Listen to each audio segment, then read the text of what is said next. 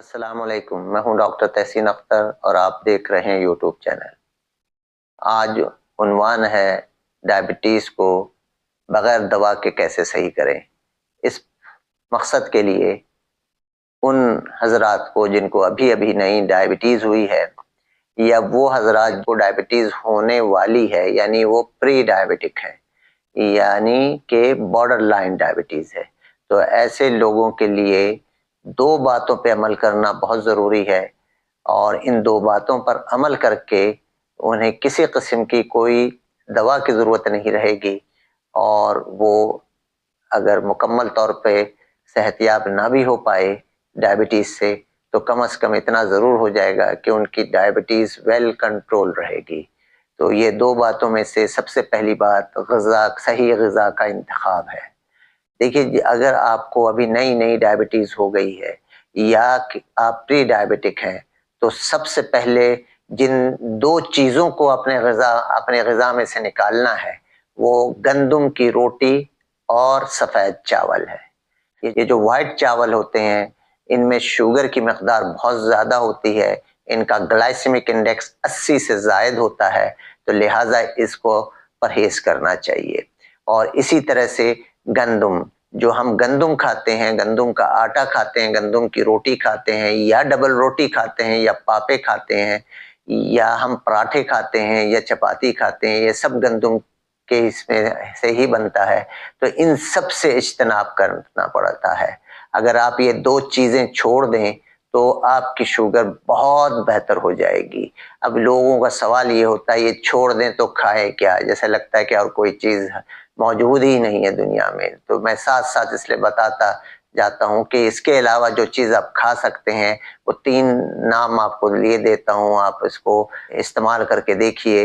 ये भी जो है गंदम से ज़्यादा ताकत अपने अंदर रखती है। इसमें एक जौ है, दूसरा काला चना और तीसरी चीज़ जो हम इसमें आपको बता रहे हैं वो बेसन है।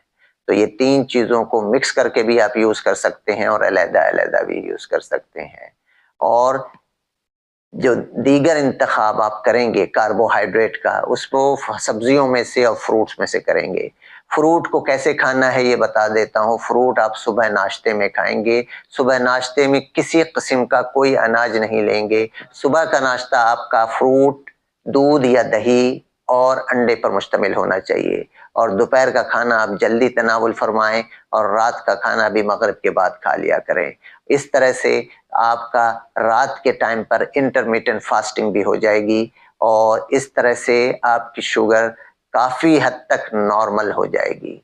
और साथ में ये याद रहे कि इन चीज़ों का तो मैं आपको मना कर रहा हूँ, आपको साथ में चीनी, गुड़ और जूसेस इनसे भी इज्तनाब करना है, कोल्ड ड्रिंक से भी इज्तनाब करना है।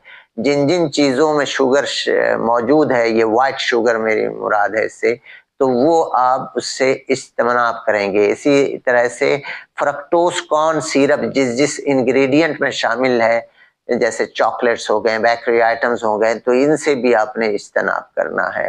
तब आपकी शुगर बहुत अच्छी और बिल्कुल ठीक रहेगी और किसी किस्म की कोई अद्वियात की ज़रूरत नहीं पड़ेगी। ये तो पहली बात हो गई जो कि ग़िज़ा से मुतल्लिक था कि ग़िज़ा में हम किस चीज़ का इंतखाब करें। तो मैंने इंतखाब से ज़्यादा आपको किस से इज्तनाब करना है वो बता दिया कि इन चीज़ों से आप इज्तनाब करेंगे तो यकीनन आपकी शुगर सही रहेगी। और दूसरी चीज़ जो सबके जान निकलती है करने से वो है एक्सरसाइज, यानी वॉक करना। लेकिन वॉक भी जो है वो आम वॉक नहीं है बल्कि ब्रिस्क वॉक है, जिसकी डेफिनेशन बहुत मुश्किल से लोगों को पता चलती है। समझ में नहीं आता कि कितना वॉक करें, तो ये भी अभी बताते जाता हूँ कि 120 कदम पर मिनट की रफ्तार से चलिए। जब आप इस रफ्तार से चलेंगे तो इसको ब्रिस्क वॉक कहेंगे और ये ब्रिस्क वॉक आपकी शुगर को ठीक कर देगी। इस तरह से इन दो बातों पे अमल करें, आपको किसी किस्म की कोई अद्वियात की ज़रूरत नहीं पड़ेगी। और हाँ, अगर शुगर आपकी पुरानी हो गई है तब भी आप इन बातों पे अमल करें, आपकी अद्वियात की तादाद घट जाएगी, आपके इंसुलिन के यूनिट घट जाएंगे। और अगर आपने ये सब कुछ नहीं करना है तो सुन लीजिए, मौत अपने वक्त पर आती है, इंसान माजूर हो जाता है, मरता नहीं है। تو معذوری سے ہر ایک کو اللہ بچائے، لیکن ہم نے بھی اپنی کوشش کرنی ہے، کیونکہ اللہ تعالیٰ کا فرمان ہے لیس للانسان الا ما سعی، انسان کو اتنا ہی ملتا ہے جتنا وہ کوشش کرتا ہے، تو کوشش کرنا آپ کا کام ہے، باقی پھر اللہ پہ چھوڑیں۔ آج کے لیے اتنا ہی، اللہ حافظ۔